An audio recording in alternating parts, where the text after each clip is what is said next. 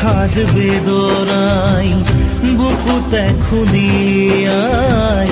মৰমে কান্দিছে হাই কাকো নাপাই বিষাদ বেদনাই বুকুতে খুলিয়াই জীবনে কান্দিছে হাই পাই হেৰুৱাই দুখ